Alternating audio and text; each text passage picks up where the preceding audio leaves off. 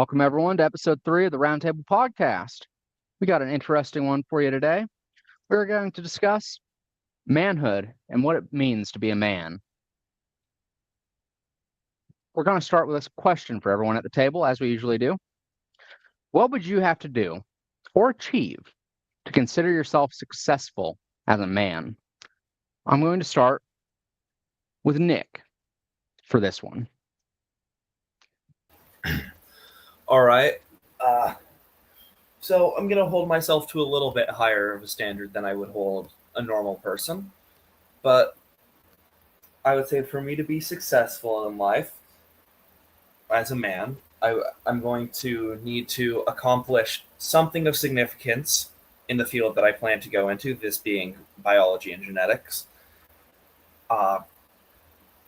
Or if I'm forced into being like a conscript in a war or something, then achieving some battlefield honor there. I don't put too much stock in having a child for my own success, as it's just something I don't see myself as being capable of doing very well.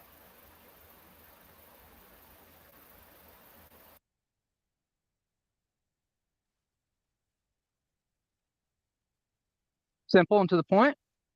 We're going to move on to Jackie. I consider myself successful if, at the end of my life, I can look back and know that I lived with integrity, that I was capable of being a good, strong father and husband, and that I used all of my gifts to their fullest extent.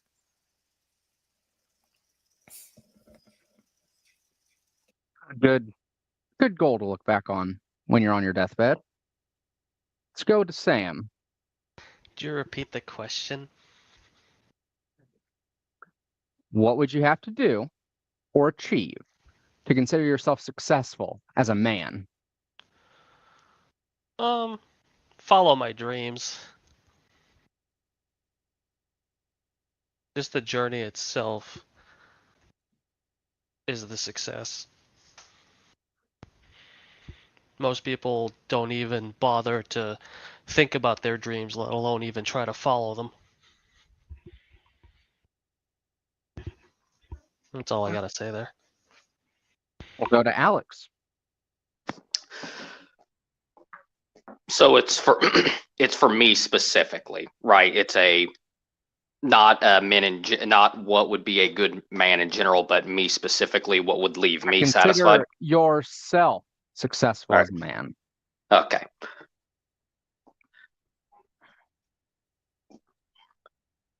I would say that I would be able to leave a positive impact on this world in spite of the negativity that has tried to drag me down, that has tried to twist me or fashion me into something I never wished or desired to be. And at the end of my life, I would like to be able to say that I raised up a family and did right by them, and that there was at least one irreplaceably good thing that I accomplish in this world, so that I can look back and think to myself that there was but one good thing I could do to make this world better, and that I did accomplish it, regardless of anything else. Then we will end on me.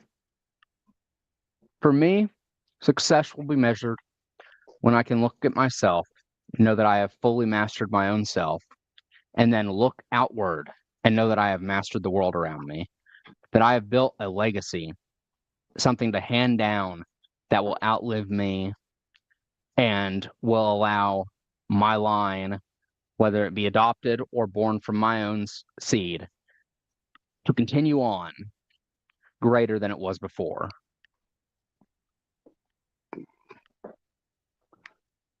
And now that we've all stated that, let's move on to our first topic. This first topic will be how, in your experience, is success measured for men in our current society? And I will start with Jackie. So it depends on where you happen to be looking. The most common is wealth, followed by how attractive his girlfriend or wife is. But it's important to note that singleness is often seen as failure on the man's part, even if it's by choice. Body count is another one I see. Generally speaking, men with higher body counts are viewed as more successful than their peers with lower body counts. In more athletic circles, athletic achievement is a big one, as is muscle mass and definition. Among bibliophiles, the size and contents of a man's bookshelf or bookshelves is important. It really seems to boil down to what each person values most. And as most things are made easier with more money, wealth becomes the default measurement for success.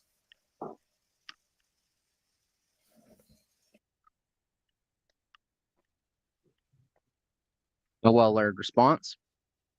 I'll move it over to Nick. All right. This is for how I think success should be measured for men.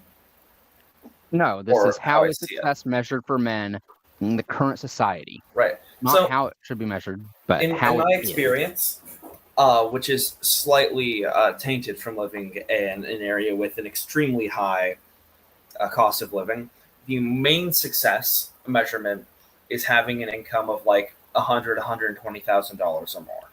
Like that's just the thing I see all the time here. Sometimes it's being fit as well, but if we accept that to be true, that is disquieting, as over 40% of American adults are obese and only 13% make quite that amount of money. And I just find it a disingenuous measure of success. Let's move on to Alex. Remember, the question is how is success measured by the current society, not how you view it. I would say that Jackie and Nick nailed it right on the head, where the primary views of what is deemed a quote successful man is their body count, their financial wealth, as well as how attractive their significant other is. It would also be based upon how much influence they would have. We see these political or otherwise influencers, and if it's based upon the amount of viewership, the amount of subscribers they have, that's another one. That's a degree of social clout where your intelligence or ability is brought into the factoring. And it comes across more as, unfortunately, you can be deceitful and make good money. You can be deceitful and get a good woman. You can also be an absolute snake oil salesman and be able to get a large viewership. So I don't particularly view this as a positive thing where we are centering, we as in the current monoculture, of how we view success. Put it on to Sam. Honestly, it seems about the same for most cultures around the world. It's usually measured by three things: the size of your bank account, your social standing, and whether you're in a desirable relationship. What I mean by desirable relationship means you're married, at least 2 kids, big house, more room to grow, and you're a pillar of your community. Everyone trusts you, and so on and so forth. And it's basically the same around all societies, as far as I can tell. Like, you can look in Brazil, you can look in the States, you can look in the Middle East even, you can look in Japan, and this perception is usually the same. Some changes here and there, but mostly the same. We all tend to agree. Society tends to measure men by their wealth and status, the house, the car, the paycheck, the material possessions. The 2 kids. But I'd like to follow up with what success should be measured by. I personally think it's how much control you have over yourself. Do you have control over your temper, your discipline, your will, your time, what you can do with your life? Or are you, to not put it lightly, a slave to the world? And I will go ahead and pass on how success should be measured to Nick. All right. I think success should be measured generally, not including your. Anyway, sorry, misspoke. Success, in my opinion, should be generally measured on your contribution to society in general. If you're an average person, you work an average job, you have an average life, and an average amount of kids, I'd call you a completely average success. You're not a failure. You've done the exact what should be expected of you. You've done exactly as so many others in society have, but you're also nothing particularly special. And anything that just improves upon that is going to make me consider you a greater success. Like if you did something like Alexander Fleming and had a fantastic contribution to the world, you're a much greater success than someone who just kind of walked through life doing everything just right enough, but not wrong. Fair. I'd like to, it's going to interrupt the flow a bit, but thinking about how success is measured, I remembered something my dad once told me that I vehemently disagree with. He said success is measured by how well you've done financially, by how well you can support your friends in a time of financial need. And I 100% disagreed with it, but it, for me, sort of encapsulates how society sort of views how successful a man is. But back to the follow-up, let's move on to Jackie. For me, I think it should come down to a man's character. All of these other measurements that society uses, they're all meaningless without a man of substance behind them. He might look successful on the outside, but if he lacks integrity, discipline, courage, or the ability to persevere, none of it really counts. You can have all the money in the world, all the muscle, all the accolades, and still be failing in the ways that truly matter.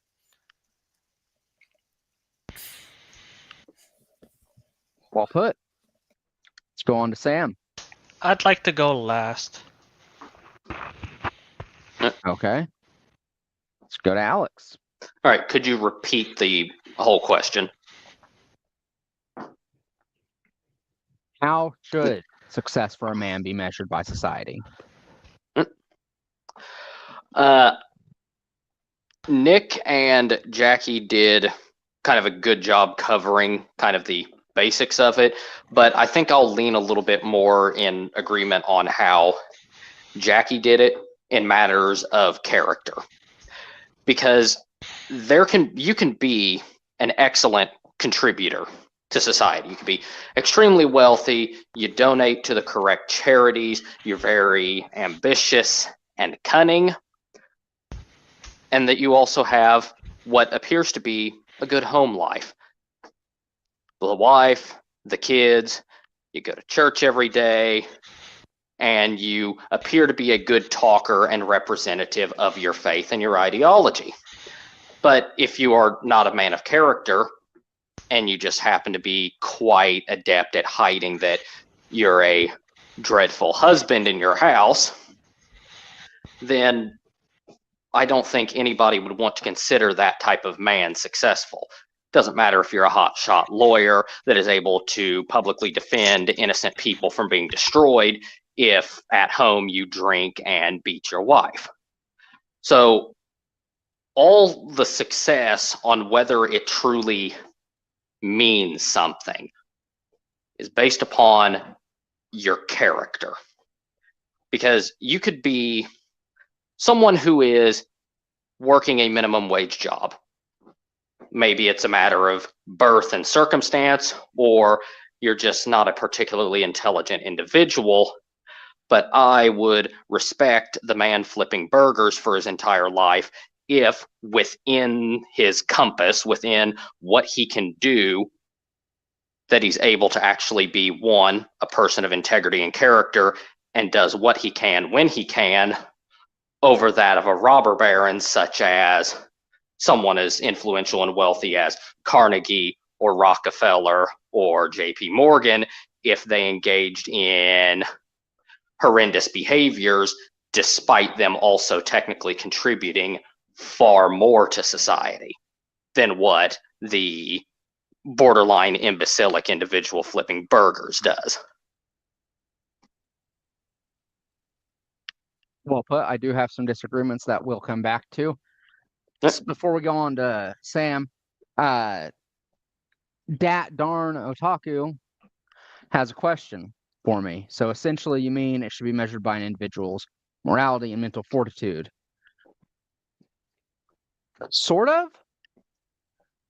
But you can have mastery of self and mastery of the world around you without having what the world would consider morality. For example, let's use one of the older figures of our history, Genghis Khan. I actually had an argument recently with someone over whether he was a great man, and I would consider him a great man. But our current modern world looks upon such a figure as someone to revile, mostly, because of the actions he committed. But he had mastery of himself, he had mastery of his world, and he left a legacy for his sons. I consider him a great man. So morality can come into play, but I wouldn't consider it the full main pillar, because morality can be subjective to change based upon the viewpoint of the world. And I will now move on to Sam for his view of what success should be measured for men. Yes. Success. That's a strange concept to me. What does it even mean? You can't really answer that question without first asking a bigger one. What's the point of life? Because success is simply winning, quote unquote, at life. But once you start asking that question, you go down that road, now you're in the realm of religion, spirituality, and philosophy. So I'd rather not go that far right now. But I guess to answer the question, success shouldn't be measured at all. Trying to quantify something so subjective is a pointless endeavor. Though if you forced my hand on the matter, I would say this: be better than you were yesterday. I got that line from a fitness course back in 2013, I believe. And it's thematic because the person who told me that told me to also not pay attention to the people around me. That my quote unquote success should be measured by my own progress rather than watching the other people around me. So I've tried to stick to that, even though I don't really have a satisfactory answer to this. I understand your trouble here. I don't really agree that success shouldn't be measured, because it does give things for people to look up to, things for people to count as an example, and things to strive for. If you have no one you can look up to, no one to strive towards, no goals, then it makes a stagnation in society generally.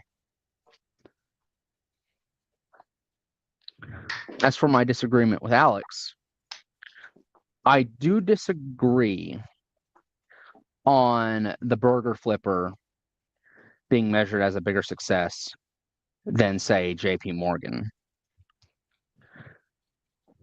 at a certain contribution to society, is there not then an ability to take back from society?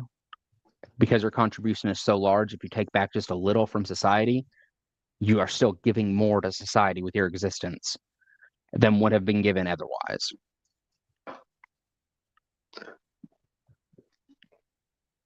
I would I would then pose a hypothetical question as a logic tester on this viewpoint. Which one would you view as a more, say, ideal or a more successful one? A marriage that resulted in 9 perfectly functional children that would grow up to be functional adults and would have functional families, but the wife was beaten every now and then by the husband. Has the same type of employment as family number 2 that I'm about to bring up, exact same amount of jobs. The other family, mother and father, love each other very dearly, but they only have 2 children, and they're just as well adjusted and grow up to be just as well adjusted adults as the 9 children of the other family. Which one would you consider a more successful one? Oh, what an interesting question to pose. Because by the pure benefit to society, those 9 men make a much larger benefit to society when they go out in the world. Yes.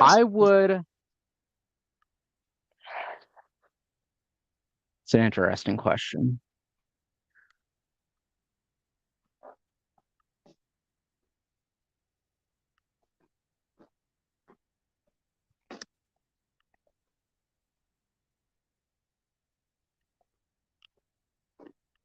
Question really comes down to, is the pain of a single individual worth the greater contribution to society? And in this type of pain, it was not one that was particularly chosen. This isn't an act of sacrificial love like what childbirth is for a woman who wants a child to be brought into the world.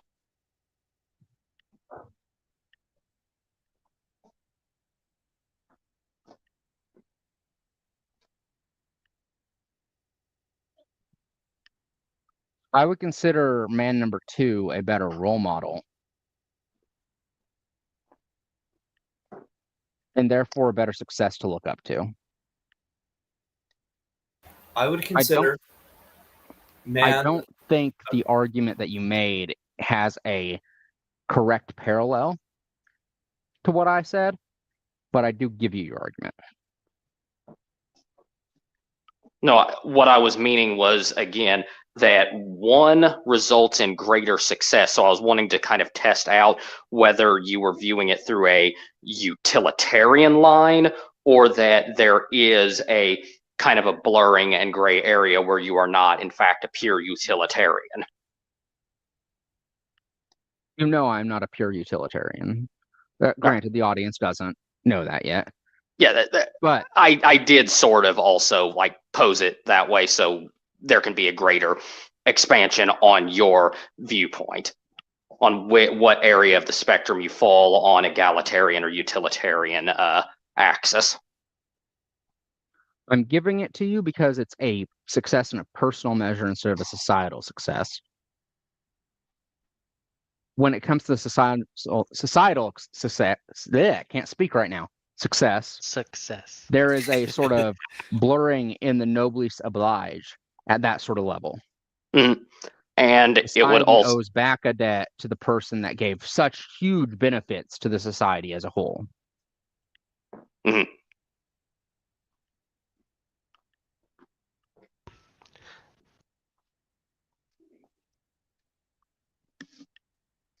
Oh, Shaman made a comment. He did. By what measure is better? If you can't quantify success, to be better, do you not need a goal or something to work towards? Yes, I said that because that's the only answer that I've arrived at. And yes, I would need a goal. So, for example, I say I want to write a story, and I would write that story, and I consider that a quote unquote success. Like Dylan said, a personal endeavor that's a success. but I don't think it should be measured because it's an ultimately pointless activity. It's all relativistic anyway. Somebody who's just finished a PhD and is about to get a new job and get a house, you'd consider that person successful. But you can also consider somebody who is flat broke with mountains of debt, but he just managed to become sober and now is beginning the grind to become debt free. You can consider that a small success, but a success nonetheless. So it's really difficult to talk about this topic because it covers so much. Yeah, And not everybody's at the finish line yet. exactly. And sometimes you won't hit the finish line until you're maybe a few years or even months away from dying. Some people hit the finish line of success when they're 21, some when they're 30, others when they're old and decrepit, but Yeah, they late still get there. bloomers.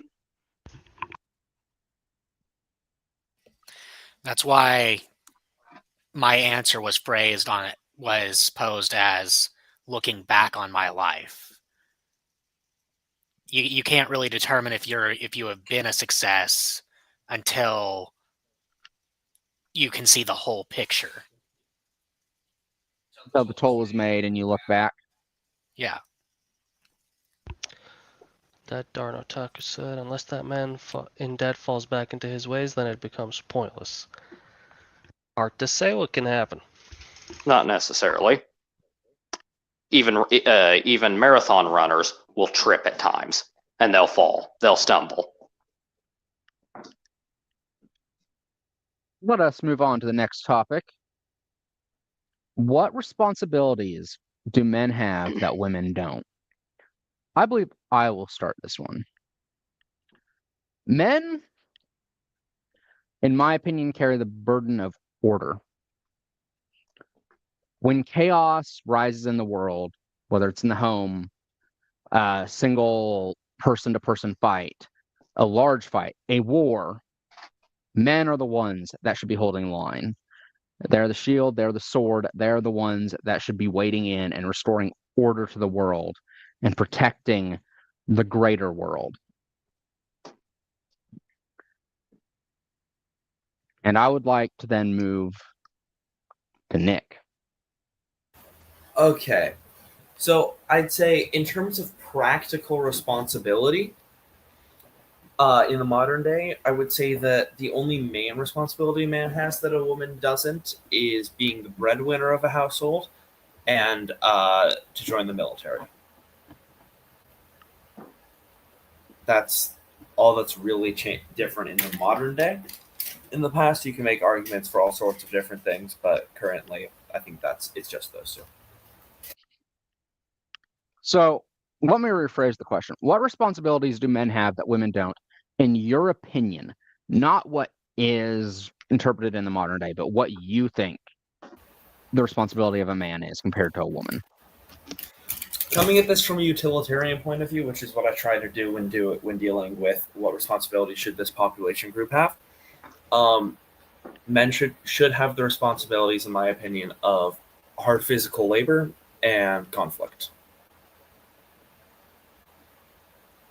Those are the most important ones that you really need the bonuses that that thousands of years of sexual dimorphism have given to the male's part of the human species. Okay. I'm going to move from Nick to Sam. I'm of the same opinion as Nick. Men are generally they have the responsibility to handle the heavy, dangerous, and the physically demanding parts of life. Things women are not built for. No matter how many women tell you that we now have machines and weapons and so on and so forth to balance the scales, they just cannot keep up with men with the exact same tools. And so it falls on men to do this, to take the risks that others can't or won't. Women have their own strengths, but this does not fall into their purview here. When the chips are down, it's men that basically bring order back to society. Though I won't say We will more, move. because then I'll start delving into Force Doctrine. We'll leave that up to Andrew Wilson. Yeah. We'll move on to Jackie.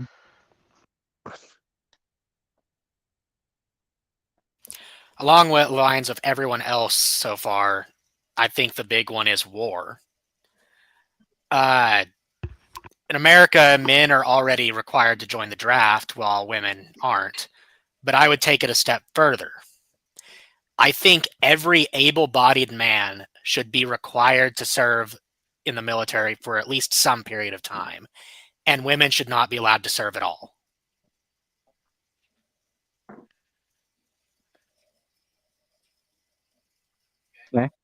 We can get into the topic of women, what women should do in society in a different video. So let's try not to get too heavily into that one. Let's move on to the next person in line, Alex. All right. Types of duties that men have, and I assume is also ought have as well. It's So, in your opinion. My opinion. Not particularly different from everybody else's here, that biologically, thanks to evolutionary and sexual dimorphism, our bodies on average, not a monolith, mind you, but on average, the human male's physique is more capable of withstanding prolonged strain and punishment in regards to repetitive labor compared to women. Whether as well as being able to handle temperature fluctuations better, which is far more useful in pretty much every single job that is non-negotiable when it comes to the maintaining of civilization. Whether it be slaying of wild animals such as lions and bears in the Bronze Age to protect the pastoral flocks, or if it comes to being able to lift heavy objects without having hernias, joint damage, and other such things that leaves you physically broken down by the time you're 45 instead of when you're 60 or 70, as well as overall just maintaining social cohesion in moments of anarchy. The fire department, police, and military are almost exclusively men, and they're the most capable of it. So the duties of men are to, quite simply, maintain the very flame of civilization. Women may be able to maintain it in some regards, but it would be far more efficient to have men, and it is a matter of wastage. And when there is wastage on such a macro scale in civilization, you have death, you have famine, you have destruction, inefficiency. So it is a moral imperative if we are holding to the belief that we need to minimize needless harm and death and horrible outcomes. It is the obligation and duty of men to do these things and to carry these burdens. Well put. Is there anything anyone wants to bring up or debate or disagree with in this section? I would have a slight dispute about mandatory military service. I'm on Alex's side here. Now, I am personally on Jackie's side here. when you say, would you be willing to negotiate on it where it is civil service? That means working as volunteer fire department, working as someone who is cleaning up litter at no cost, and other such things where you are actively at your own expense helping society. That it need not be, oh, I'm going to put my flesh and blood on the line in the event of a hypothetical conflict that is not likely to occur. Instead of, Yeah, Nick. Go ahead. Okay. So, and should such a conflict not occur, you have effectively wasted years and the government's money on something that would have that helped society far less than having civil service. Jackie, I want to interrupt here. I disagree with you, Nick. The military and the armed forces have so many different paths and branches that there is pretty much a job in the military that can correlate to nearly any job in society. And this can be counted as training that can then go towards them entering that career field. It does not become a waste. Building on that, I think that making military service a requirement for men would actually strengthen society. Whatever your starting circumstances, going through that military service teaches those men discipline, sacrifice, and a sense of shared duty that I think we're missing today. You would have a generation of men who know what it means to carry weight, literally and figuratively, for something bigger than themselves. All right, but I would respond with, would having civil service in something like being a firefighter or an emergency medical transporter not teach the same thing? They would learn how to carry weight. They would learn how to be part of something bigger than themselves, but it is more applicable in time of peace.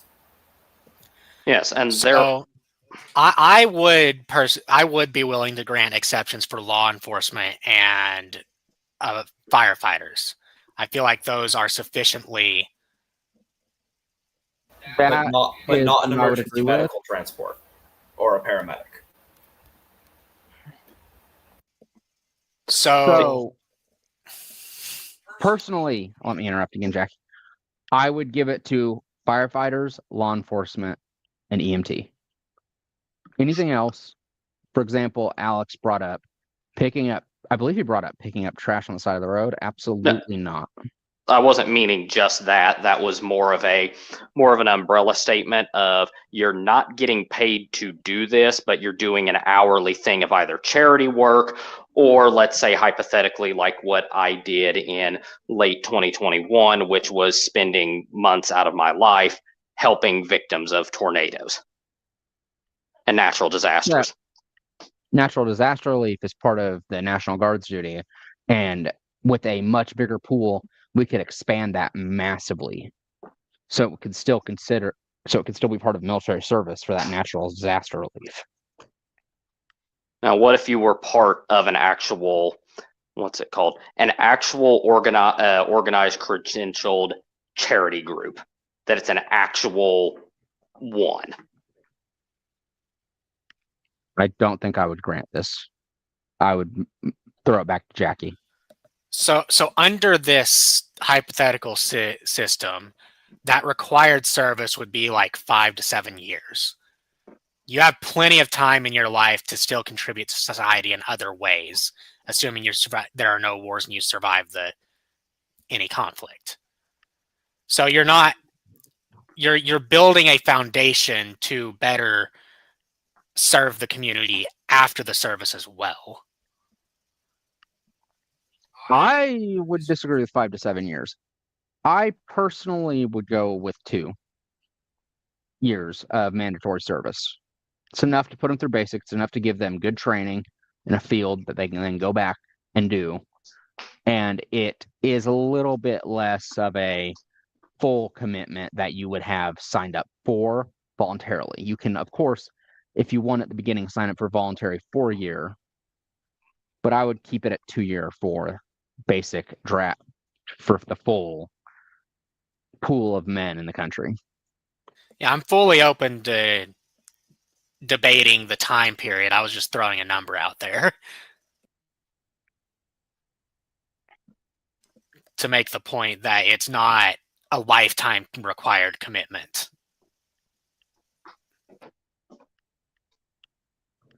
Speaking on lifetime required commitments, I would put in a caveat that all men are required to be in the reserve and therefore train once a month at least, just in case. There is one thing none of you have taken into consideration. Oh, The potential of war. What? We might see war in our lifetime. That I've has seen it nothing to do with this as a topic? civilian. It sort of does, because it's men's responsibility to fight war. Which is why you spoke of the draft. You can talk about disaster relief, firefighters, law enforcement, but we've spent an inordinate amount of time outside of war. I'm pretty sure that was something we universally agreed on. What we're doing is hashing out the disagreements we have on. We all have the agreement and understanding that one of the great responsibilities, both is and ought, for men is to be the practitioners and tradesmen of war. That we are right to now be we are to be war's merchants. But right now we're discussing a mandatory service period. I would set the mandatory Which- service.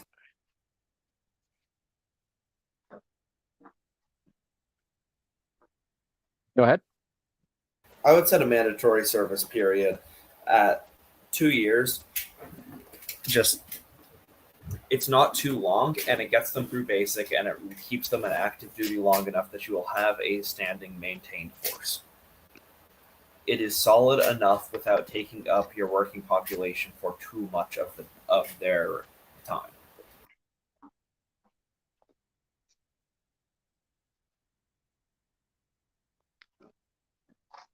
I do think we should move past the topic, though, and on to what qualities are essential for a good man to have. This is where we deviate from success, which we discussed earlier, to good man. Not successful, but a good man. What qualities are essential for a good man to have? And I will start it off with Jackie. so before we get into actually answering this one, I want to pose a related question. When you think of the ideal man, what character across all of fiction do you picture? Oh, you went And I fiction. want y'all to answer this, yes. You went fiction instead of history. I would have went history. No, fiction's also interesting. Fiction gives us the idealized version of a man. That's why I picked fiction. The issue with fiction is it doesn't usually hit a wider audience for a lot of it if we mention a niche topic. Whereas history, most people will recognize the bigger names. Yeah, I mean, you feel free to choose someone from history as well.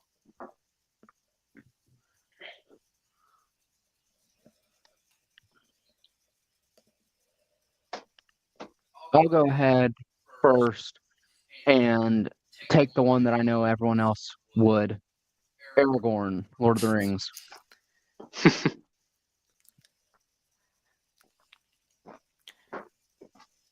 Alex? I would not pick a man of fiction. The man of history is, well, anybody who knows me would be well able to guess, but Jesus Christ, as he is depicted in the four Gospels. Nick?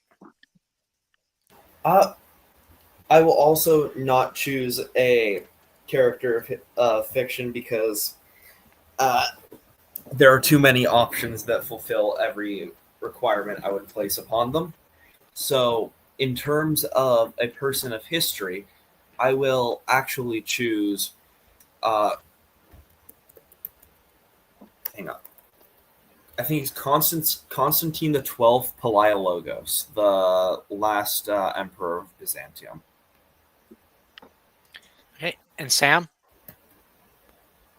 Oh, that's easy. Keanu Reeves. Not history, but I mean, He's made history. the current Yeah. day is still history. Okay, so like Dylan, my answer is also Aragorn. And that's because he has all of the qualities that I think are essential for a good man. He's courageous. He constantly throws himself into danger for the sake of others. Think about him standing against the ring wraiths on Weathertop with nothing but a sword and fire, when any sane man would have run. He lives with integrity. Like a key example would be how he gently rejects Eowyn. He could have easily given in. She's beautiful. She admires him. And it would have been far simpler in the moment. But he stays true to Arwen, even though she's far away, even though his choice breaks Eowyn's heart. He's highly disciplined. The best example of showcasing his discipline would be the chase across Rohan after Merry and Pippin are captured. He, Legolas, and Gimli cover incredible distances, often running and tracking for days with almost no rest. That kind of endurance doesn't just happen. It's the result of years of training, focus, and self-control. And it's not just physical. Aragorn has to stay sharp, read every subtle sign in the terrain, make strategic decisions on the fly, and keep his companions coordinated, all under the pressure of a race against time. And finally, he's compassionate. The clearest example of this is Minas Tirith after the Battle of the Pelennor Fields. Eowyn, Faramir, and Merry are all wounded and near death, and Aragorn steps in to heal them. He doesn't just command others or issue orders. He calmly tends to their wounds, uses his knowledge of herbs, and offers comfort while everyone else is overwhelmed. He is strong, but that strength is for others, not for himself. I would like to interrupt and give a historical figure instead, because the more that things went on, the more dissatisfied I was giving a fictional figure, because you can write anything in fiction. I'd like to give the historical example of Miyamoto Musashi.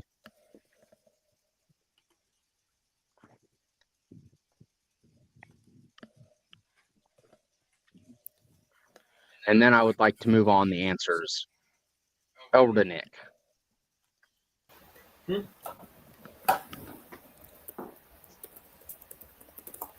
I'm answering what qualities I think need to be in a good man, right?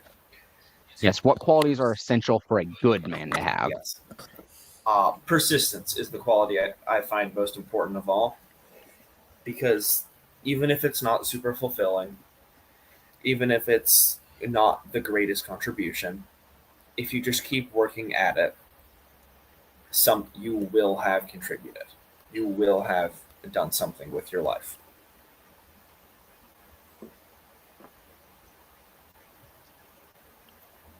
Also, I was wrong. It was Constantine. It was Constantine the 11th Palaiologos, not the 12th.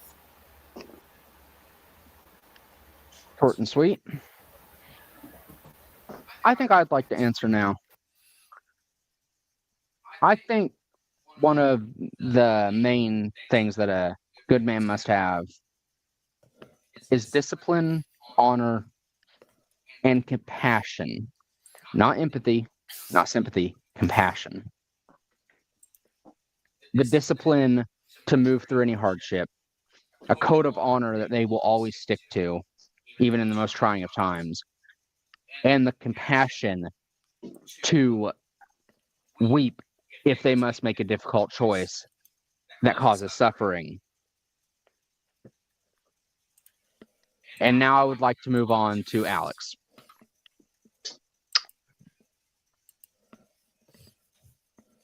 I would preface this with, it will sound a bit generic and in general at first, but as I explain it, it will make more sense. Every positive trait that I can think of what makes a good man, the most important things, all of them are rooted in the wellspring of love. A man who is just does this because he loves fairness. A man who is compassionate, he bears love for the people that he is showing compassion towards. A man who is courageous and brave has love for whatever it is that he is facing the enemy for. Love of his family, love of his friends, love of his cause. These are the things that fuel a man to dive into certain death. And that is the mark of a courageous man. And then above all else, that a man of discipline and a man of strength, if he is unable to love himself, then he is unable to. So one must have the capacity for love. Love for his fellow man, love for himself, love for things greater than himself. If one does not have that, then they are but a whitewashed tomb, pretty on the outside, but filled with naught but dust and bones.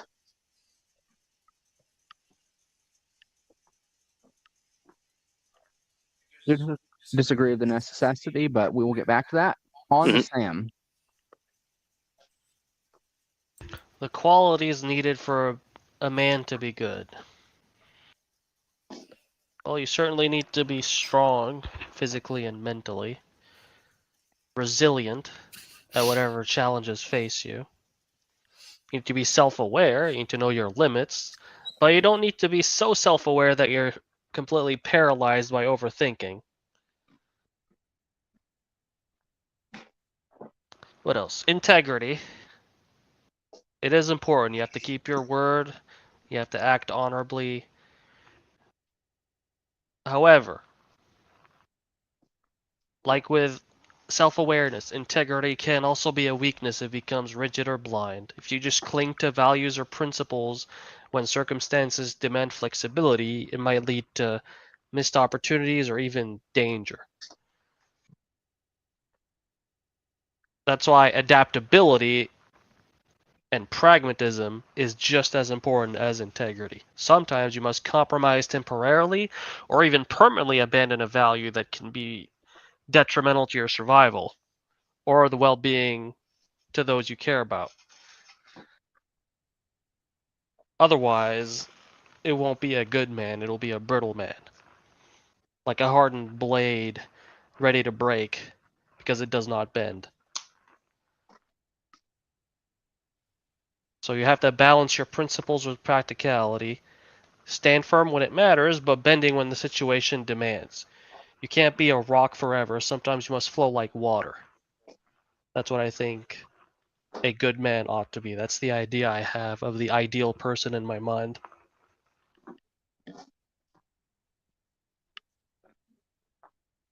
I definitely disagree with putting your own survivals above value and honor. But my main disagreement is, I think, with Alex and love being the necessary pillar. Because for all we've discussed, and I know this will be antithetical to a Christian worldview, pride could be the emotion and pillar from which it all stems.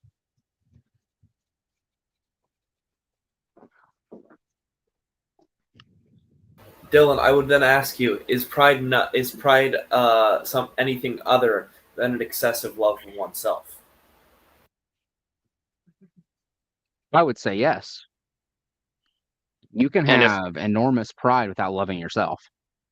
then that would be in the context of you don't have an overinflated love of self, or at least a wholly dedicated love towards self, but it is a hatred of that which you detest about yourself, or what you can see latching onto you, certain traits that you might have been able to purge or that you worry can latch onto you and act like a malignant tumor upon yourself, whether it be somebody who delights in drink or in food or in women, and yet have a hatred for how it can become a master to them instead of them its master.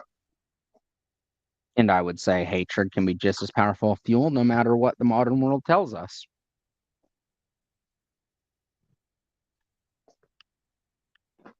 I would not be in disagreement with that on hatred being a powerful tool, at least when directed properly and guided in a particular zone and cone of focus.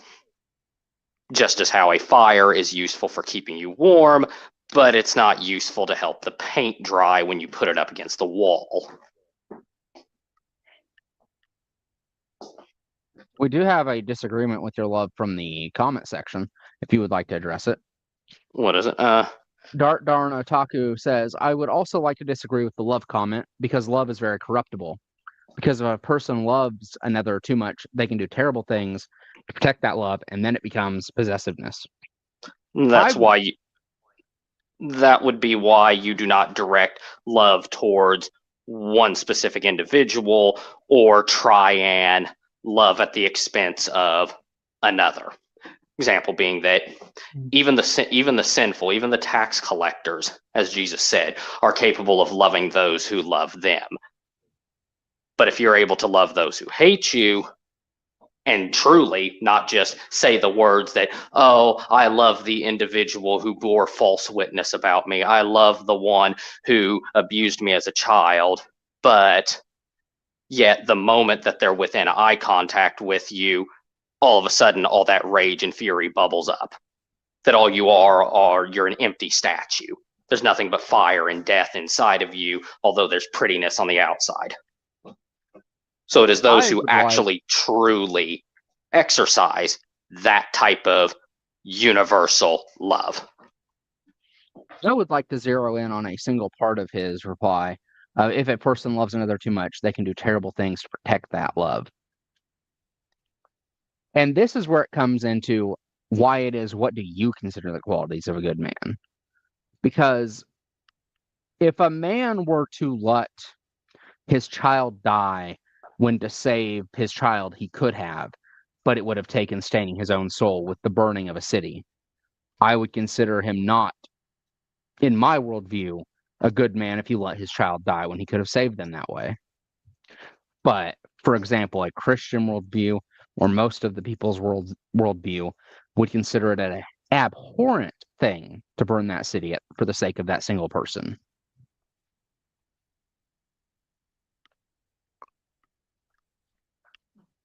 That would be correct. I would not consider that to be a moral act. That is also because my worldview draws from a different pillar than you. You obviously do not draw your basically pillar from lowercase Orthodox Christianity, whereas I do. Even so, love is a very fickle emotion.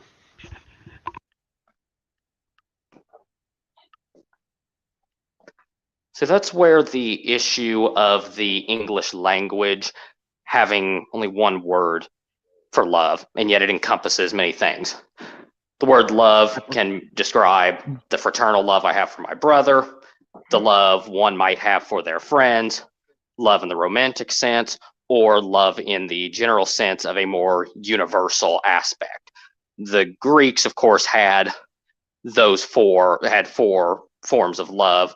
Of those, there was storge, philia, eros, and agape, respectively. I do believe the Japanese also have different words for the different types of love. Yes. I would like to bring to the table any further things they want to discuss before we move on.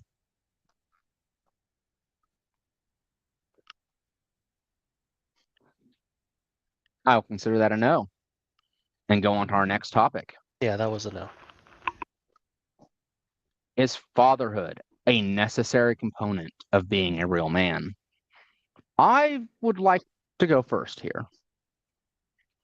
I personally don't think it's a necessary thing to being a man, but I do believe that it completes a man. For what greater thing can a man do than pass down his values, the way of life, the ability to continue being a pillar of the community to the next person in his bloodline or adopted? I believe the Greeks had that right. and the Romans had that right, and that you can adopt a son or daughter, and they can become just as much your son or daughter as a biological one. But what greater thing can a man do than pass down those values and pass down that ability to continue bettering the world? And then I would like to throw it over to Alex. I wholeheartedly agree with that. That it is not strictly necessary or a must for a man to be a father. Though I would extend and elaborate further on a specific point that Dylan made, and I would say that what is mandatory for such is that one fills some type of role that is classically characterized by that of a father. So if a man is unable to have any children, or just doesn't have any children, didn't care to have children, but he takes a young man or young girl as basically to foster them in a way, to have them as a disciple, an underling, an apprentice. And they raise them up so that they have all the positive traits. They inherit the goodness and the spark that this man has that otherwise would have gone to a son. As normally, good men, they live on through their sons, and by extension, they'll live on through their grandsons, their great-grandsons, and far into the future. So the flame of what they were continues to live on, the good aspects of them, not the bad. Though it need not be through a line of blood. It can be also through a line of, as Dylan put it, of adoption or pseudo-adoption in the form of taking somebody as an apprentice.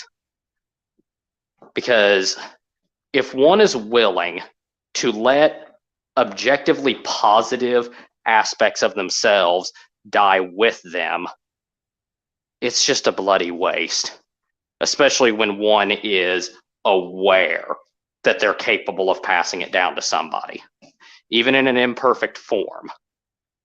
Even if you can't pass the entire torch along, at the very least, a couple of sparks and embers will more than suffice.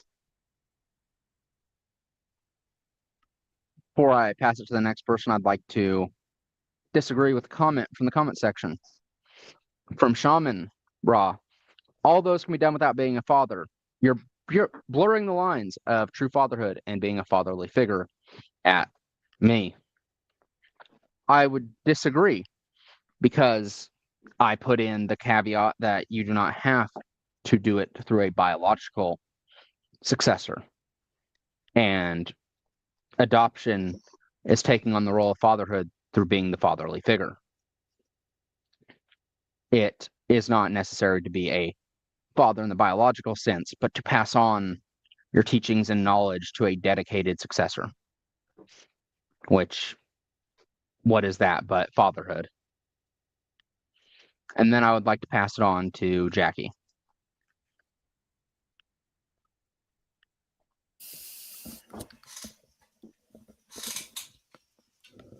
The simple answer is no.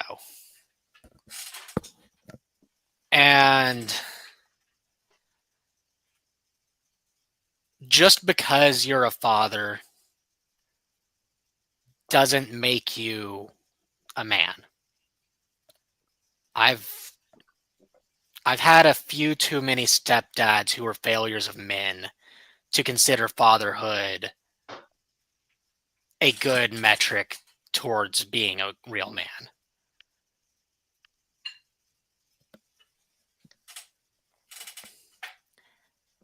Now, if you are a good father, then that can be a good metric towards indicating that you are a real man. But I don't think it's a necessary component.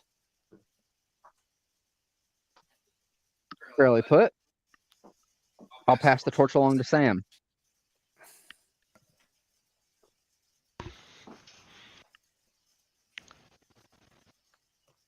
It's similar to the first question. Like,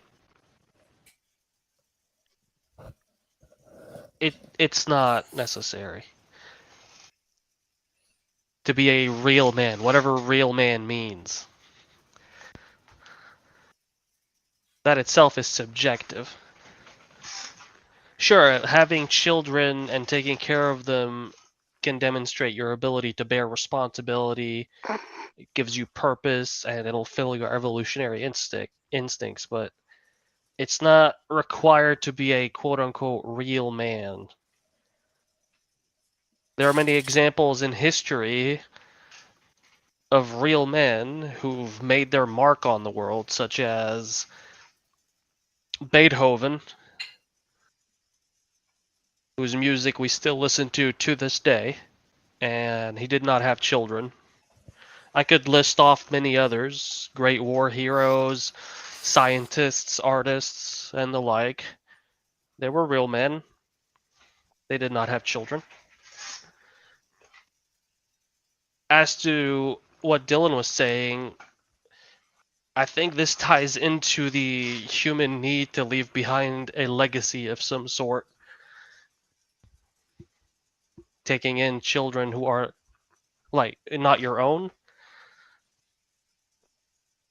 It is not necessary to leave a legacy behind to become a real man.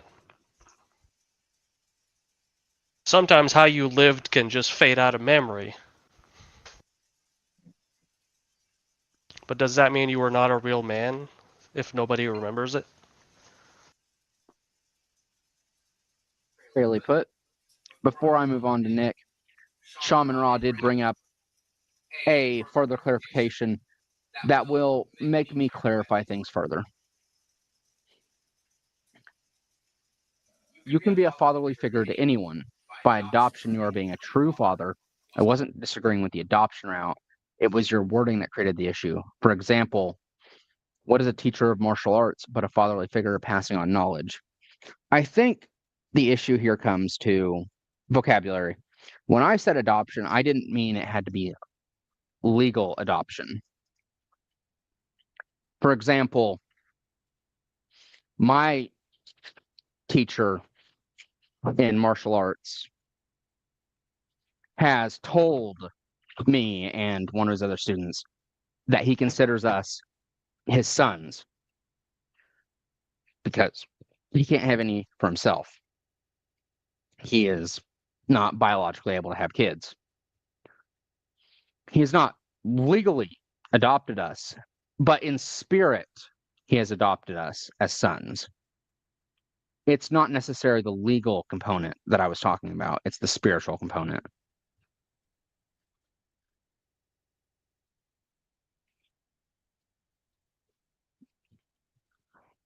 And then I would like to pass it to Nick. All right, I don't think fatherhood is necessary to be a real man. I think it greatly contributes to being a success and thus will contribute greatly to being a successful man. But if you can accomplish some other accomplishment, then it is not truly necessary. If you can do something like Alexander Fleming, who I've already brought up once, but just to bring it up again, uh, Alexander Fleming, Alfred Nobel, you don't need a kid. It would help, but necessary it is not.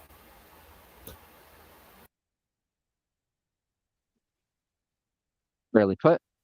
Were there any disagreements or points of contention that we wanted to talk about?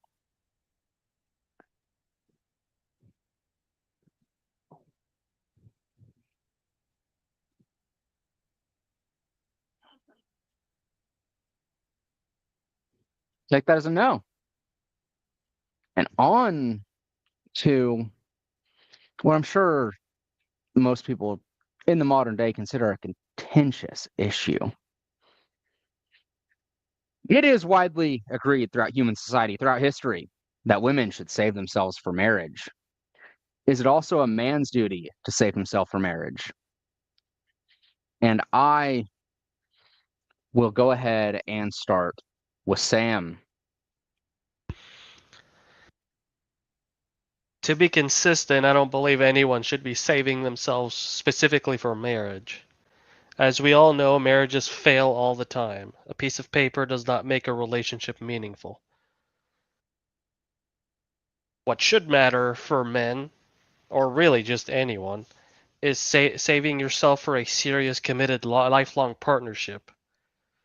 We form deep pair bonds just as women do. So rushing into casual relationships can weaken the ability to make those bonds. So, should we? Not necessarily.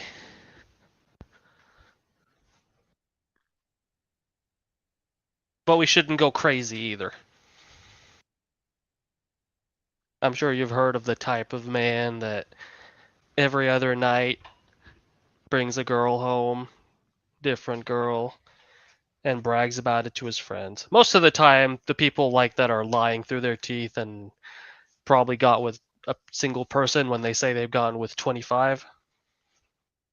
But there are some who actually do live like this, and they should not. But nor should they be completely celibate and not enjoy themselves. Funny you say that. While we were on the road trip, I actually brought up my own past, which I'm trying to be better than, and they full on laid into me about it. My previous predilection to bring home a different woman pretty much every week for a while. And I think I'll now go ahead and answer. It did damage me to do that. As a person, I should never have fallen into such rampant lust and carnality. It definitely damaged me mentally and emotionally to do so. And just from the perspective of the damage it causes to a person and their ability to commit to relationships, to lead a life that's fully meaningful, I personally do believe that both men and women should ideally save themselves for not necessarily marriage, because again, marriage is just a legal term for someone that you have fully committed yourself to, but ideally should save themselves for that full commitment. And now I will move on to Nick. I'll start with I don't think it's a societal expectation that's like agreed on anymore that anyone should save themselves for marriage. That might be a product of where I am, but at least in my area, it's not something people tend to care about. I don't think you need to save yourself for marriage, but you also need to like not be a super slut. like, uh, as Dylan said, like another person every 3 days is insane. It's ridiculous and it'll hurt your ability to form relationships. But you also, at the same time, I'm combining you and Samir.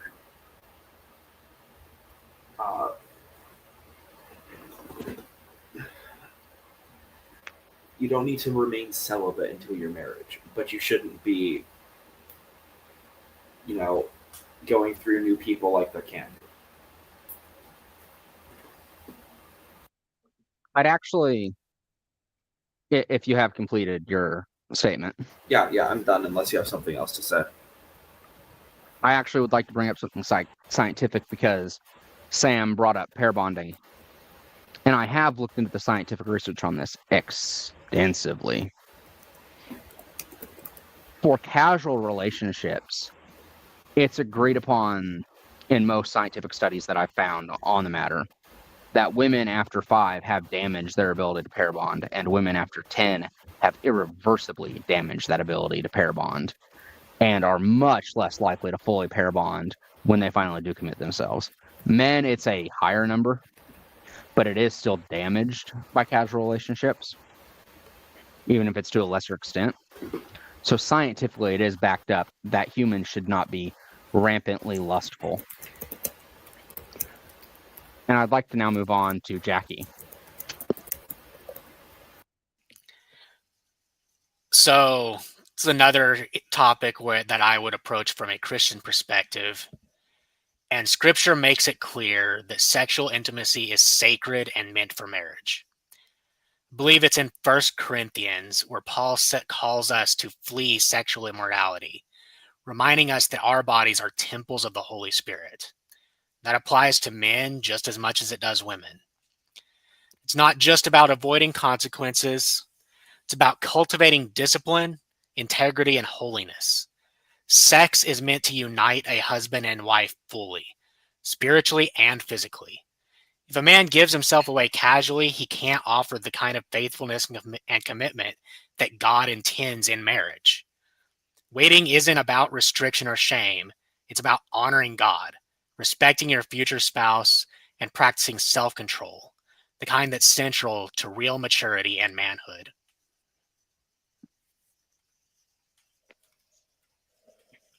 We obviously come at this from different angles as our religions differ so much. Let us move on to Alex. All right. Mine will be far less eloquent than Jackie's, but it comes from the same source.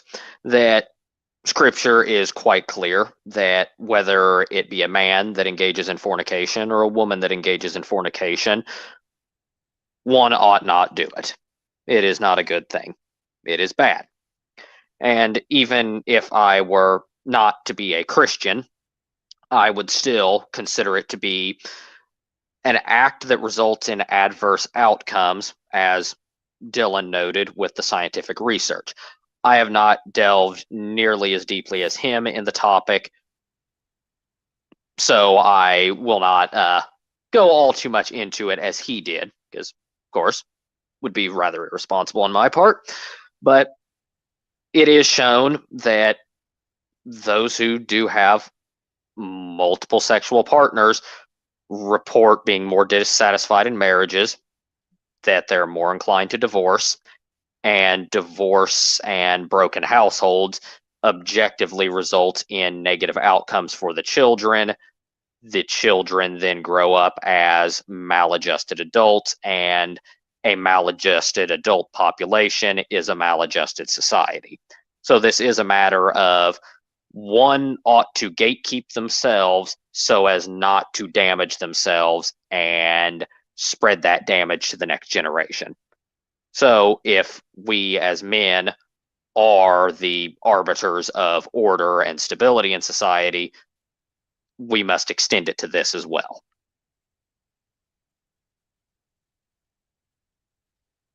Fairly put. Is there anything anyone at the table wants to bring up before we move on? I also throw this question to the commenters, of course. Actually, question, what was the ceiling number for men when it started to ping as damaging? Do not quote me on this. I would actually have to bring up the papers for that. Okay. I believe it was 30.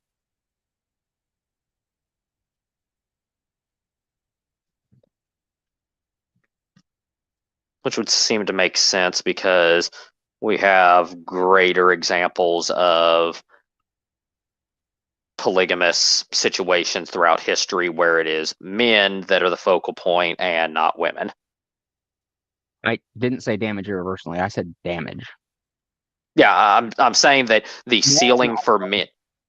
Yeah, men are there's. I don't believe I actually ever read in one of the studies that there was a ceiling for men before it became irreversibly damaged.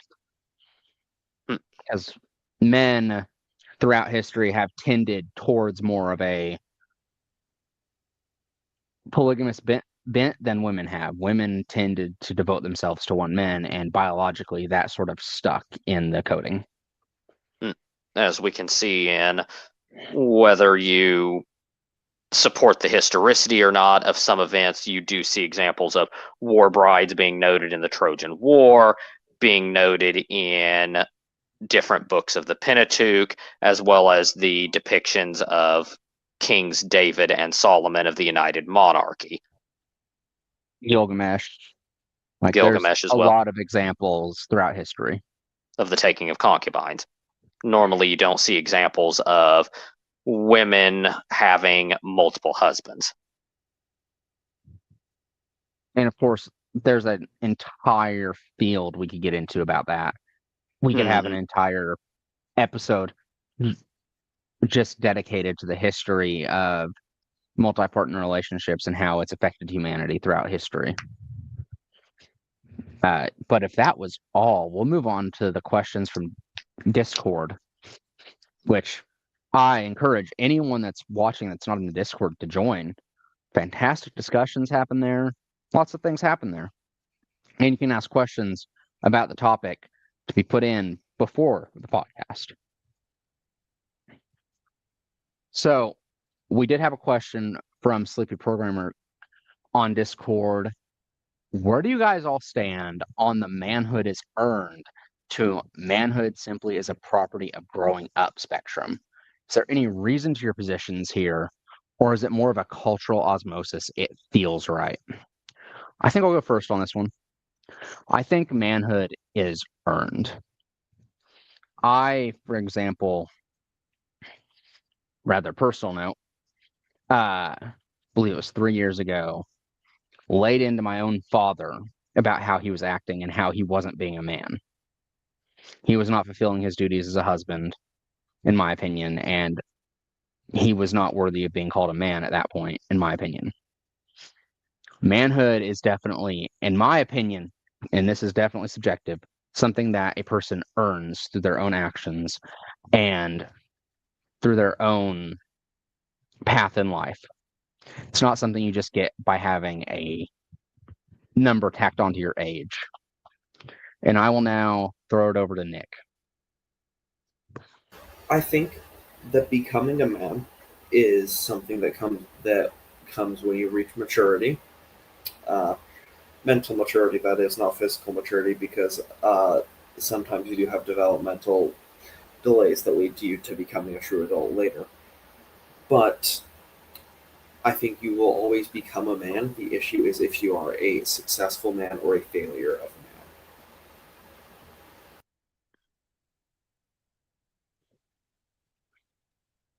Well put. I will actually go back to a question someone had for the previous section. Change Times asks, so am I getting this right? That with the first relationship, the ability to pair bond is strongest with both genders? Yes, that is absolutely correct. There was no study that disagreed with that. No reputable study, at least. The ability to pair bond is always going to be strongest with your first relationship, and if you have committed to it, and if that is your first sexual relationship, that pair bond, as long as it is your first relationship on both sides, it's going to be the strongest you can have. Not saying, of course, that relationships can't be just as strong without that, but scientifically, genetically, behaviorally, that will have the strongest foundation you possibly can. And now for our current topic, I'll throw it to Sam. I believe manhood is earned. It's not something you get by just growing up. We've seen plenty of people in their 50s or up or higher that have the emotional capacity of a turnip. And opposed to that, we have seen literal children behave like men by taking on responsibilities that they are too young for.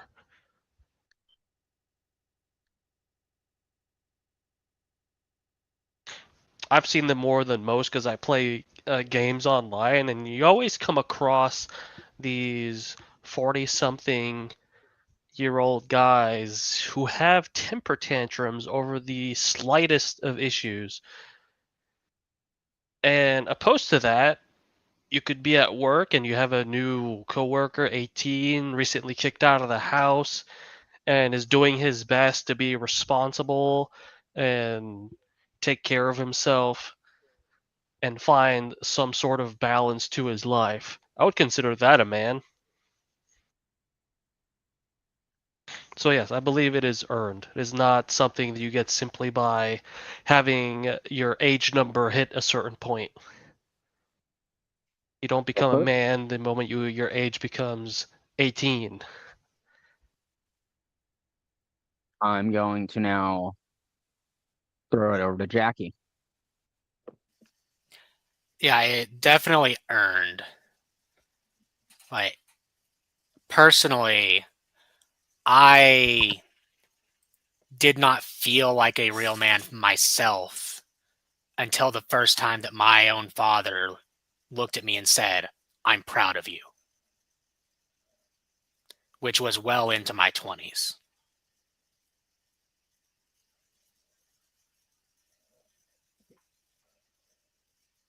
Yes, I definitely agree with that. Age-wise, I didn't feel like a man personally in a full sense of having a complete grasp on what it means until my mid-20s, mostly because I definitely mentally matured on some things a little bit later. It took a little bit of life seasoning to smack me in line. I will now move on to our final person on the table for this topic. Yeah, don't have I don't actually have much to say that wasn't already said by either you, Dylan, Samir, or Jackie. That it is earned, that your genitals dropping and your voice deepening, and the state arbitrarily saying, okay, buddy, you're old enough to register for the draft now. That arbitrary biological distinction is not what determines whether you're a man or not in the context of how we view the word man, capital M, shortened version of manhood. That my father was, I would consider him a man by the time that he was in high school, because circumstances necessitated that as a teenager he helped his father alongside his brothers at a chop shop. I had no such obligations or pressures on me when I was that age. So I would not have considered myself a man when I turned 18, nor when I was even 21, when I was allowed to drink, purchase a pistol, and a host of other things. And it wasn't until my nearly around my mid 20s where I thought to myself and considered that actions that I had taken and burdens that I had imposed on myself for the better of others, where I truly considered that I had stepped finally into the realm of, I am a man, I am someone that my father can be proud of, and my grandfathers and all my forefathers before me.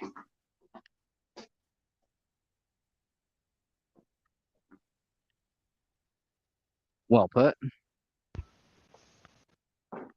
We are close to wrapping up the episode. Is there anything anyone wants to put on the table, talk about before we go on to that last part?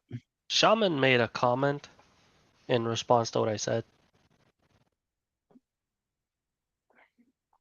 The one on emotional True. capacity. Yeah, that thing. Emotional Shaman capacity. wrong. Oh, you could Emotional read it. capacity doesn't make a man. No offense, but I legitimately have a lack of emotion capacity. And yet, am I not a man, or does this forever make me a child?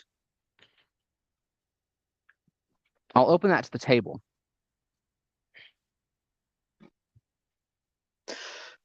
I would say that in some cases that could inhibit one's development into being a man, but it does not restrict or completely lock you out. Some individuals, it may render them incapable of making that final leap into being a man, but for others, it does not.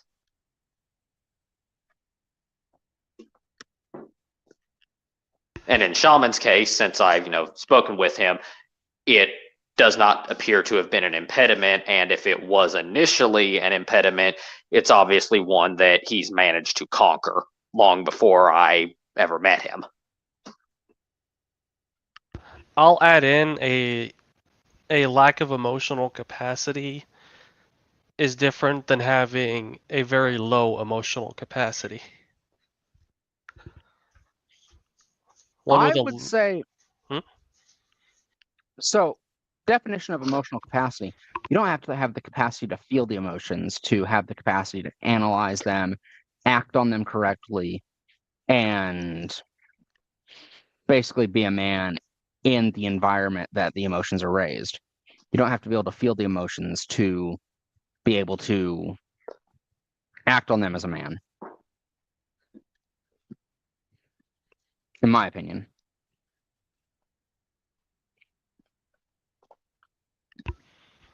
Though I suppose I didn't word what I said properly. What I was meaning to say is those people who have absolutely no control. When I was saying emotional capacity of a turnip, as in a turnip cannot regulate its emotions, the It's lack of the lack ability of to regulate ability, these. the lack of ability to regulate. Like, for example, a person on the side of the road that got winged by a car gets out angry as a bull and fires a gun. That's a lack of emotional capacity to deal with it. It's not your inability to feel emotions, it's your inability to control your own emotional state, is what I think Sam was more going towards. Yes. I do not express myself well in spoken terms. I tend to think conceptually. And again, if everyone could regulate their emotions, I'd never be able to tempt another man into a fist fight. You'd be surprised. Might that be a good thing for the world? Maybe. But I like fighting and I don't like the legal consequences of throwing the first punch. Now, what if would- somebody also likes to fight as much as you? All it means is that you need to work a little bit harder to search out and find the people who are down for a good scrap. True, And that's why we have it is mutual combat actually, laws. yeah, it actually would be better for you because you need not worry about some sore loser deciding he's going to pull a knife or a gun instead of actually having fisticuffs and not stomping your genitals. Oh, that guy. Don't pull a knife on me in a fight. That's just unsporting. And hurts. Shaman Ra's down to fight. I know. When we were down there, I wish it had been during the day. Then again, with knowing his preferred way of sparring and the fact that I don't think either of us would have tapped out, I don't think I could have then driven back to Indiana the next day. Yeah, and we were on a tight schedule. I'll more than take you up for that the next time I'm down there. We did have another question from Noble. So, would manhood be a combination of self control, discipline, and willingness to take on burdens and responsibilities for yourself and others? I would personally say yes. Yes, that's a good conceptualization of it. Yeah, I think that's a good summary.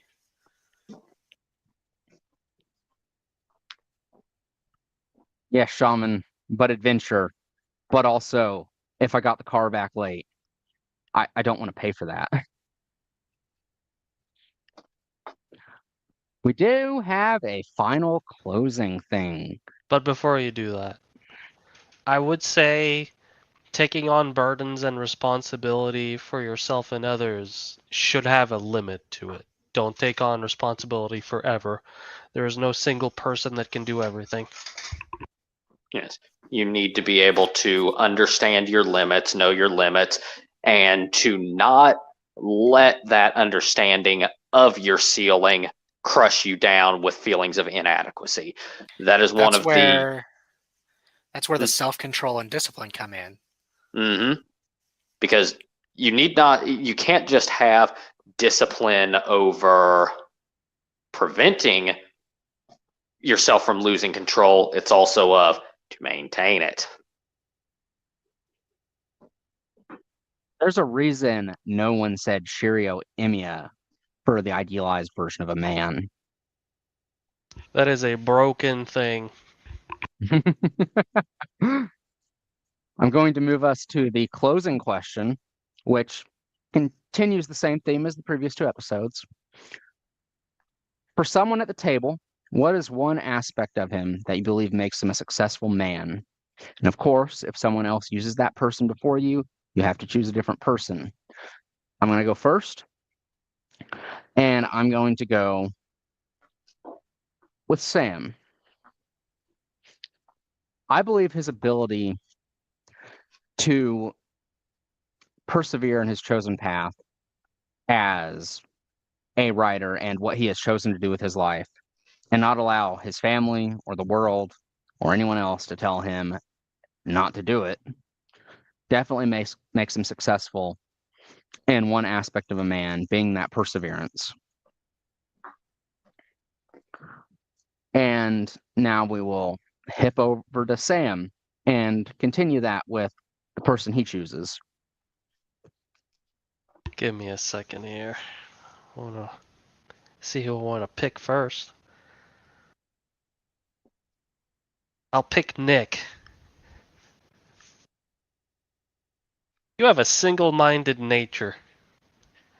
And I think that'll make you very successful, and it has made you successful on some endeavors already.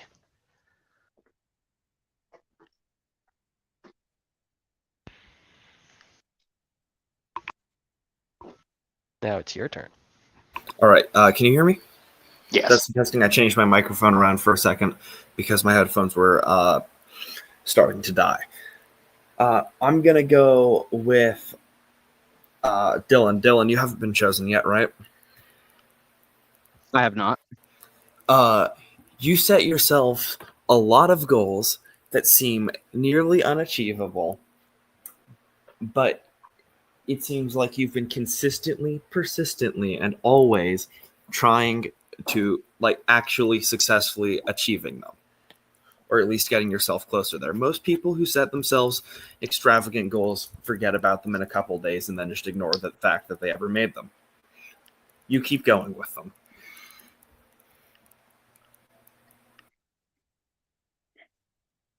Gonna make me blush. I will ride that hippo. Since I've already went, I will choose the next person to go, and I'm going to choose Jackie. All right. Alex, you're the only one left. Yep, I'm in the leftover bin. We like to mess with you about always being at your family's beck and call. But in all honesty, that's one of the things I respect most about you. It speaks highly of your character as a man.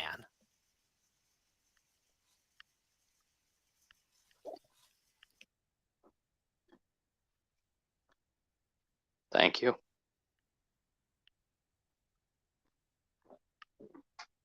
All right. So I think, Jackie, you're also the last one left, so it's a mutual thing for us, correct? Indeed. All right.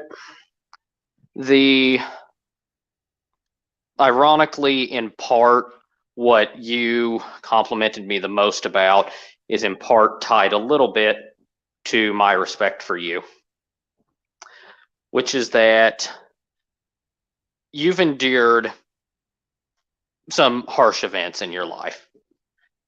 You've endured both of the physical variety in regards to upbringing and so on. And I can definitively say that knowing the level of fortitude I have as an individual and what I have endured, I would not have been able to endure and keep my faith in God if I were in your position. I would have broken. I would have shattered. I would not have been able to fight the good fight, to finish the race, and definitely not to keep the faith.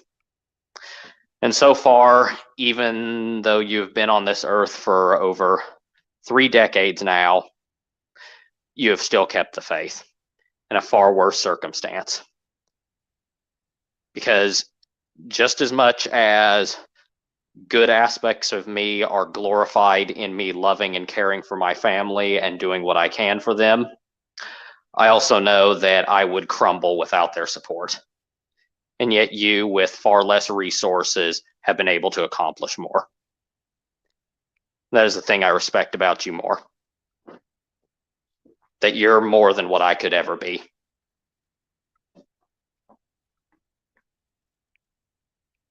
Or make me blush. Mhm. I believe that was well spoken by everyone on the panel. And well, this was, I think, our shortest episode yet. I hope everyone enjoyed it. And we will go ahead and end the episode now unless anyone has anything further to bring up.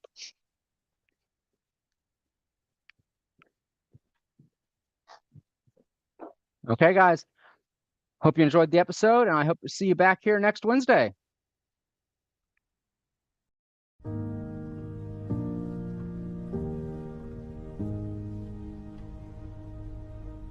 Can't is the worst word that's written or spoken, doing more harm here than slander and lies. On it is many a strong spirit broken, and with it many a good purpose dies. It springs from the lips of the thoughtless each morning, and robs us of courage we need through the day. It rings in our ears like a timely sent warning, and laughs when we falter and fall by the way. Cant is the father of feeble endeavor, the parent of terror and half-hearted work. It weakens the efforts of artisans clever, and makes of the toiler an indolent shirk. It poisons the soul of the man with a vision. It stifles in infancy many a plan.